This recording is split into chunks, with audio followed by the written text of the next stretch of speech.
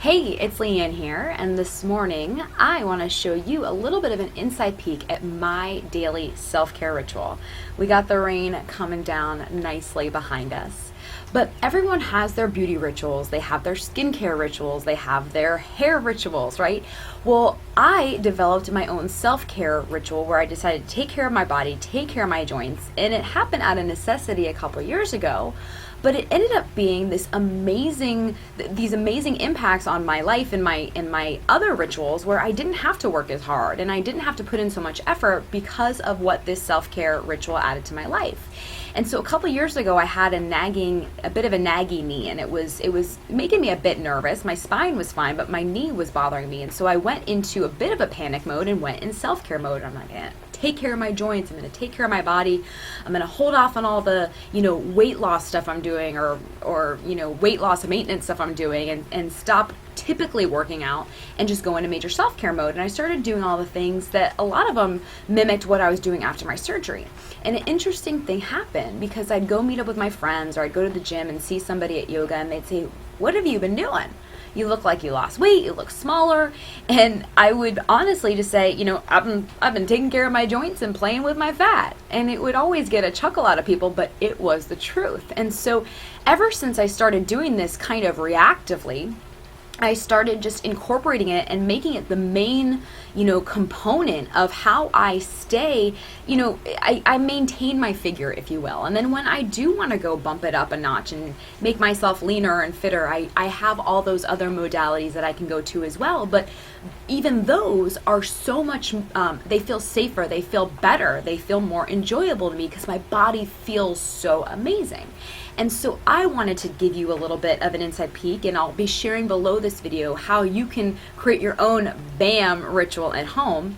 But there's three main components, okay? The first one is breath awareness, and then I'm going to take you through body awareness and then movement awareness. And I want to take you away from the mindset of fitness and exercise and take you down the road of just, taking care of your body.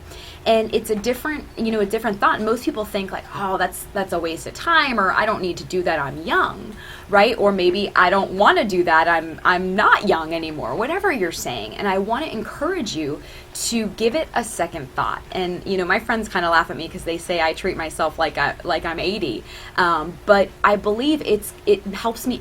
I feel like it ages me backwards, taking care of my body. And so the first one is the breath. And if you're anything like me, you've been sucking it in for as long as you can remember. Well, interestingly enough, the proper way to breathe, the proper diaphragmatic breathing, you actually want to inhale and you breathe into your belly, and your belly kind of sticks out, if you will.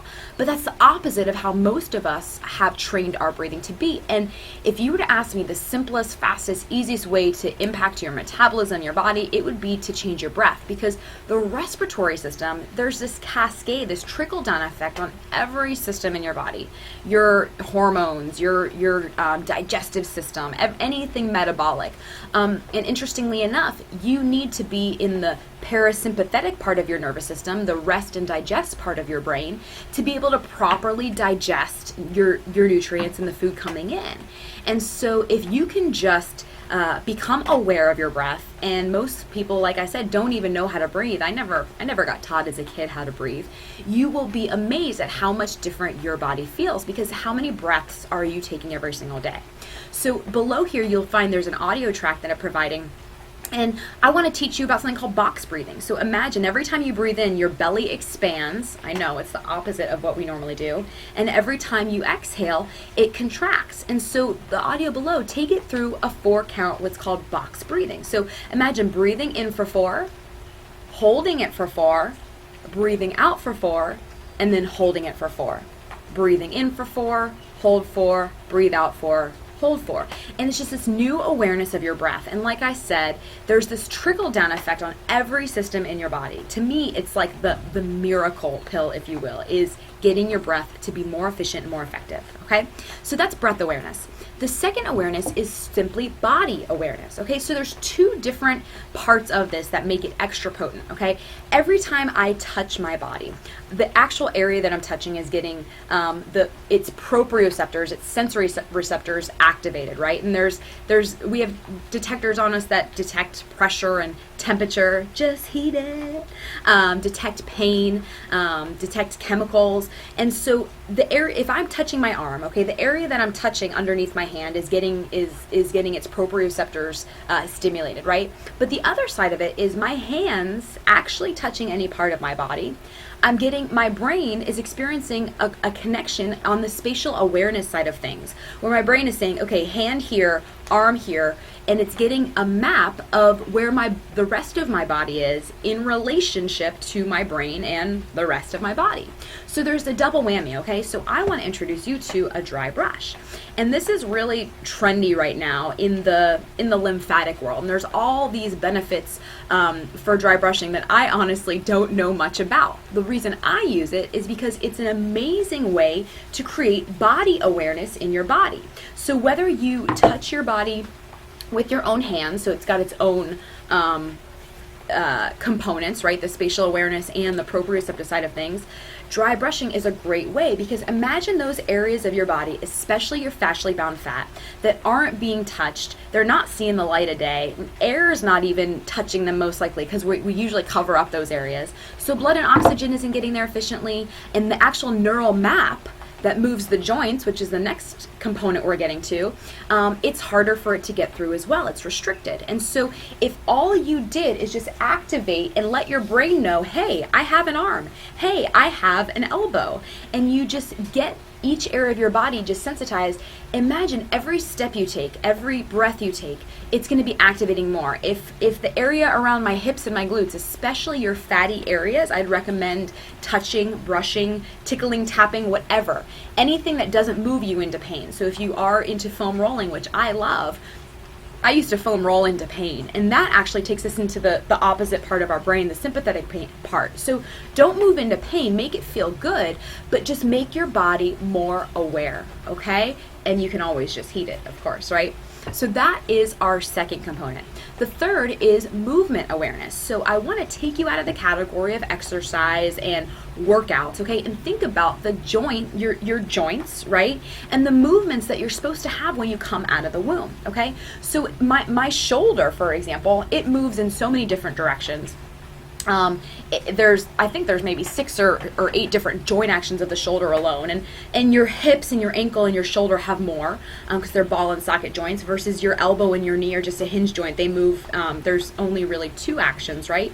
But so the more you move your joints, I mean, think about if you're running or jumping or anything like that, but the joint itself isn't really doing its job, you're going to be creating a little bit more of a pattern on every step you take, every rep you take, of a dysfunctional movement or of a movement pattern that doesn't serve you. And that's what leads to injuries, muscular imbalances, and believe it or not, that fascially bound fat that we've talked about before, it's going to go down according to your movement. Because if you don't have a map in your brain of the proper movement pattern, something's got to support your body, right? And so your brain, it's a genius, yours especially, and it lays down this fascia to help just support you. But once again, we've talked about fascia. If there's fascia surrounding that fat, it's harder to get blood and oxygen there, and we need the catecholamines from that blood for fat mobilization to even occur. So I'm getting off topic, but you can see how it's all interrelated, right? So if all you did, okay, is joint by joint move your body in the patterns that you're supposed to have when you just come out of the womb, okay, you're going to find that when you do go walk to your car, squat to pee, or sit at your desk, whatever, if you're breathing better, if your muscles are actually firing and doing their job, if the joint action and the movement patterns that you're supposed to have are even functioning properly, you're going to get so much more bang for the buck out of the time, the reps, the minutes that you're spending already doing the activities you're already doing. And so, from my perspective, I am, I guess, lazy in all the ways that everybody's lazy, where I don't want to do more work than I have to do, right? And so imagine if, you were just getting everything to fire more and activate more.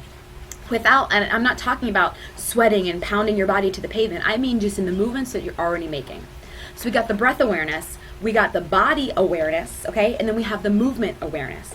And these are all things that are so simple. You can do it in, 10 minutes a day, and think about it like it's skin care, it's hair care, it's joint care, it's body care, okay?